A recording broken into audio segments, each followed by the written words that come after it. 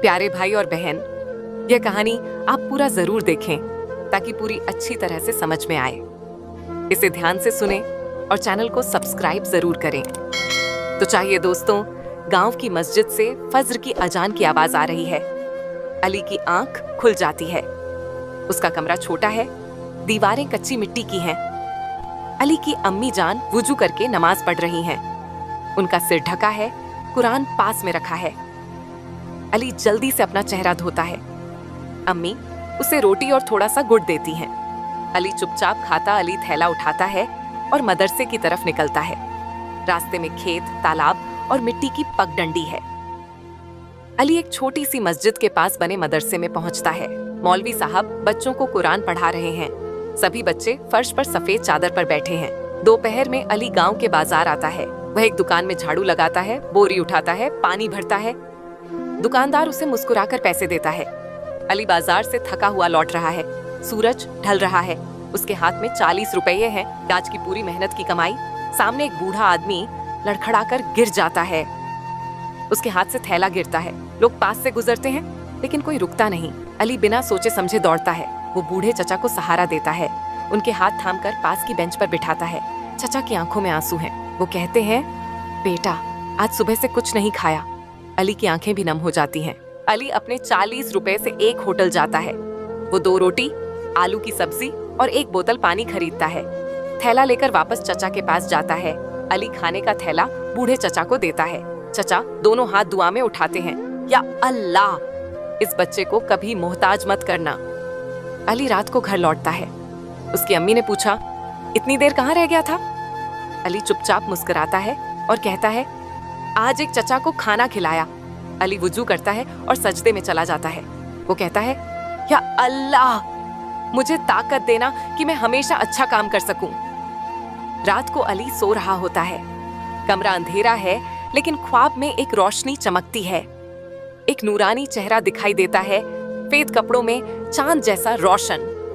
नूरानी चेहरा कहता है, अली, जो तूने किया वो अल्लाह के दरबार में कबूल हुआ। तुझे नेक बंदों में लिखा गया है। अली के चेहरे पर मुस्कुराहट आ जाती है। अली अचानक उठ जाता है। उसका दिल बहुत हल्का और रोशन महसूस हो रहा है। वो समझ चुका है छोटा सा नेक काम भी कितना बड़ा हो सकता है। सुबह की अजान के बाद अली की अम्मी दरवाजा खोलती हैं। दरवाजे पर एक बड़ा थैला रखा है, राशन से भरा हुआ। उसके साथ एक लिफाफा भी है। अम्मी लिफाफा खोलती हैं। अंदर एक चिट्ठी है। उसमें लिखा है, अल्लाह ने तुम्हारे बेटे का नेक काम देखा। ये उसी का इनाम है, एक नेक दिल मुसाफिर। अली समझ जाता है ये तो वही चीज है जो उस बुजुर्ग चचा ने दुआ में मांगी थी। उसकी आंखों से आंसू बहने लगते हैं। ये आंसू खुशी के होते हैं। अम्मी कहती हैं, बेटा, आज कई महीने बाद हमारा चूल्हा हंसेगा। अली हंसता है और कहता है, अल्लाह ने खुद भेजा है अम्मी। अली की ये बात गांव में फैल जाती है।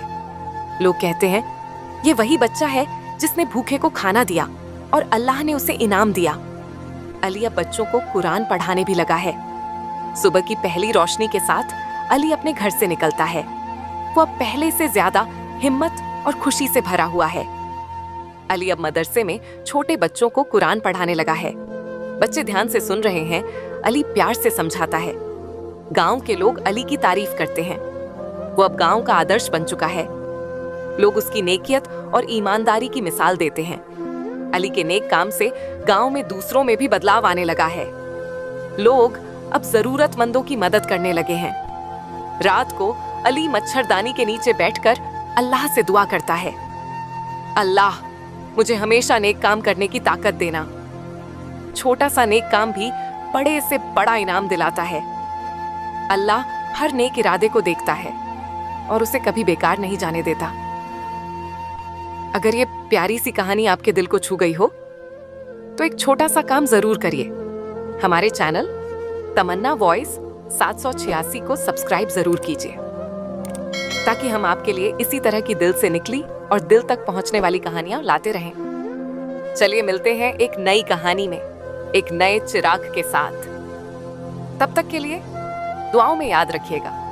खुदा हाफिज।